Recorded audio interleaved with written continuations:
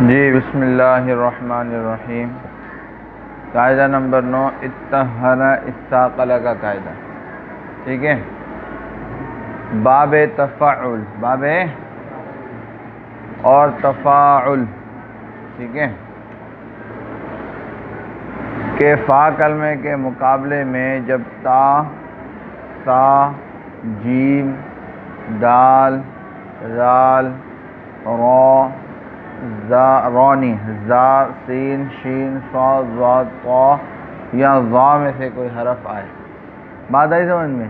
بیچ میں را اور حا اور خا چھوڑا ہوا ہے، باقی سب ہے حا، خا، را چھوڑا ہوا ہے، باقی تا سے لے کر ضا تک، ٹھیک ہے۔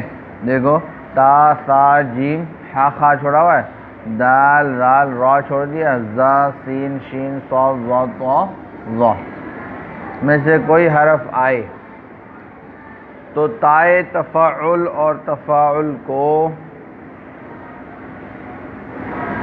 اس حرف سے بدل کر اس میں ادغام کرنا جائز ہے۔ اس حرف سے بدل کر، جو پہلے والی تا ہے نا، اس کو فا کلمے والے حرف سے بدل کر اس میں ادغام کرنا جائز ہے۔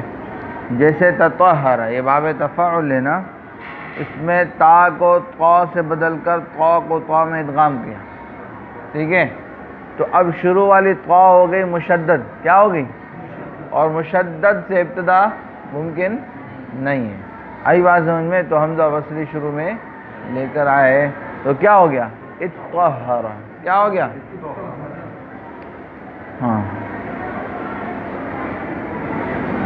تو دیکھو کیا ہے، جیسے تطہر میں تا کو طا سے بدل کر طا کو طا میں ادغام کیا اور شروع میں حمزہ وصل ہے تو کیا ہو گیا؟ اتطہر۔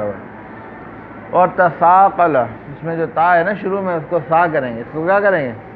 پھر سا کو سا میں ادغام۔ تثاقل میں تا کو سا سے بدل کر سا کو سا میں، اسی طرح پھر ابتدا مشدد سے نہیں ہو سکتی، تو شروع میں حمزہ وصل لائے تو کیا بن گیا؟ استاقل بن گیا، آئی بات سمجھ میں؟ اب اس قاعدے کی وجہ سے دو نئے باب بن جاتے ہیں، کیا؟ چنانچہ باب افعل اور افاعل دو باب ہیں آگے، یہ اتحر یتحر اتحرن فہو متحرن، یہ کیا ہے؟ باب افعل، یہ تفاعل سے بنا ہے، اور باب افاعل جو ہے باب تفاعل سے بنا ہے۔ ان دونوں کو ایک الگ سے ہی باب بنا دیا کیونکہ اس کے سارے جو مشتقات ہیں ان سب میں قانون لگتا ہے۔ بات آ گئی سمجھ میں؟ سمجھے بات؟ تو دیکھو باب اتحر اور باب افعل اور افاعل، اس میں مضارع کا آخر سے پہلے والا جو حرف ہے، مضارع میں آخر سے پہلے والا حرف مفتوح ہوتا ہے، کیا ہوتا ہے؟ جس طرح تفاعل اور تفاعل کا لیکن پیچھے جو مضارع معلوم کے ما قبل آخر کا قاعدہ ہے اس میں ان کا نام نہیں لیا کیونکہ در حقیقت یہ تفاعل اور تفاعل سے بنے ہوئے، باب تفاعل اور تفاعل سے۔ بات آ گئی سمجھ میں؟ سمجھ رہے ہو نہیں سمجھ رہے؟ آج سمجھ رہے ہیں؟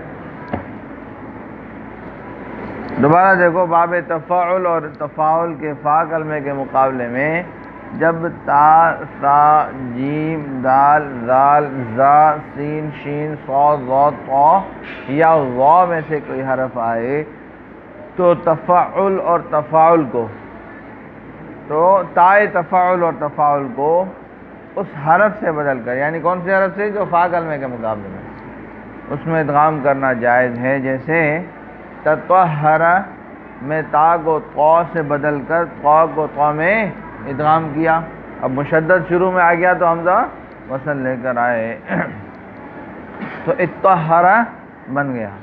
اور تثاقل میں تا کو سا سے بدل کر سا کو سا میں ادغام کیا اور شروع میں حمزہ وصل لائے تو کیا بن گیا؟ استاقل بن گیا۔ بات آئی سمجھ میں؟ اس کو یاد کرو، یاد کرو پھر آگے پڑھو۔ 3 منٹ ہے آپ کے پاس۔